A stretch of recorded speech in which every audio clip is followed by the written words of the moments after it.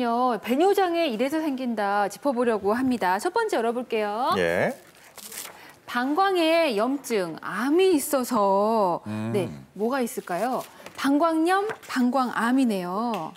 예, 방광염, 방광암이 있으면 당연히 이제 배뇨장애가 생기는데요.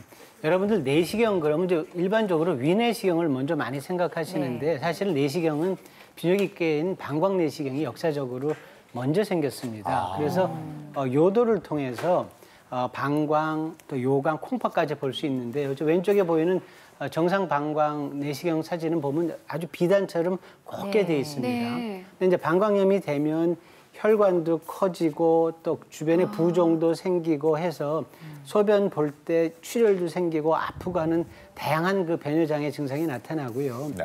이제 오른쪽이 가장 무서운 방광암이죠.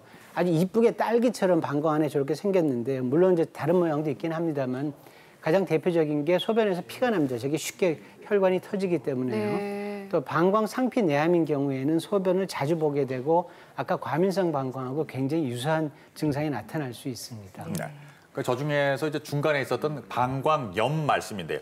여성들이 남성들보다 몇 배나 더 많이 생긴다고 하던데요. 네, 여성들이 방광염이 더 잘 생기는 이유를 제가 이 모형을 보면서 설명을 해드릴게요. 네. 여성은 남성하고 비교해서 이쪽이 남성을 보시면 방광하고 전립선 요도가 굉장히 길어요.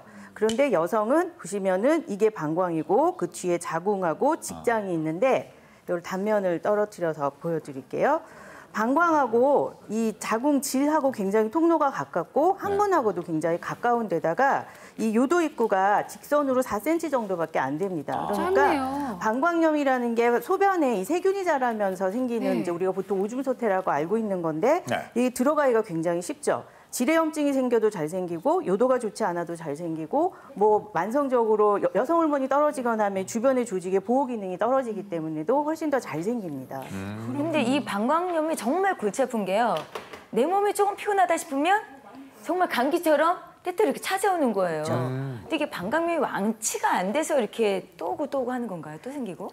그게 우리가 방광염을 방광에 걸리는 감기라고 생각하시면 될 것 같아요. 그러니까 네. 몸의 면역력이 좋으면 이것들을 충분히 다 이겨낼 수 있는 힘이 있는데 그게 안 되는 거죠. 이겨낼 수 있는 힘의 가장 중요한 것은 소변을 적당하게 적당한 간격으로 충분한 양을 보시는 건데 그게 잘 안 되는 경우라든지 또 지렴이 너무 자주 생긴다든지 또 소변을 너무 자주 보거나 소변을 너무 오래 참거나 할 때에는 세균이 자라기가 굉장히 쉽게 됩니다. 그래서 방광염이 잘 생기고 또 한 가지 중요한 건 한 번 방광염이 생겼을 때 적당히 이게 세균이기 때문에 우리가 항생제로 치료를 해야 되는데 이걸 완벽하게 치료하지 않은 상태에서 또 몸이 피곤해진다든지 또 다시 감염이 되면 이제 또 자꾸 재발을 하게 되죠. 그래서 한 번 치료할 때 제대로 잘 치료하는 것도 중요하고 앞으로 안 생기도록 장기적으로 예방을 하는 것도 굉장히 중요합니다. 네, 그 예방법도 저희가 뒷부분에 준비되어 있으니까 계속해서 함께해 주시고요. 배뇨장애 원인 두 번째 알아보겠습니다.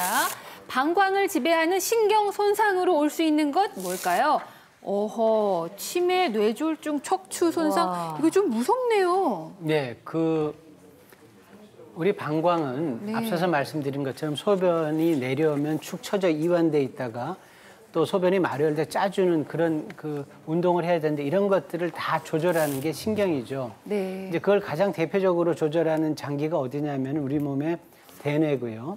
그리고 이제 척수신경, 특히 요추하고 천추, 꼬리뼈에 있는 척수신경들이 방광에 이런 것들을 조절합니다. 그런데 이제 치매가 있거나 척추에 어떤 문제가 있거나 하면 당연히 이런 기능이 떨어지겠죠. 그런 걸 우리가 이제 포괄적으로 신경이성 방광 이렇게 얘기하고요. 이런 것들 때문에 다양한 물론 우리가 손상받는 부위에 따라서 차이는 있지만 다양한 배뇨장애가 나타날 수 있습니다. 네. 자, 배뇨장애 이래서 생깁니다. 세 번째는요. 괄약근이 약해지면 요실금. 이것도 이제 여성분들에게 빈발한다면서요? 네, 요실금은 사실 이제 여성한테 가장 흔할 수밖에 없는데 왜냐하면 정상적으로 이 그림을 보시면서 제가 설명을 해드릴게요.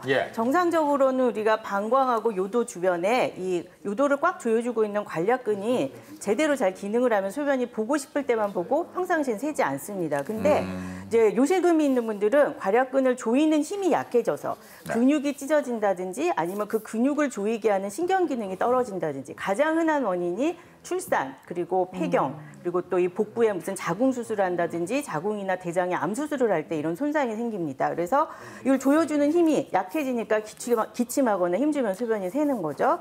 또 이 관략근 기능 말고도 방광을 조절하는 방광신경의 기능이 또 손상을 받으면 소변을 참지 못하고 그냥 방광에 소변을 쫙 싸버리는 그런 절박성 요실금이 생기기도 하고요.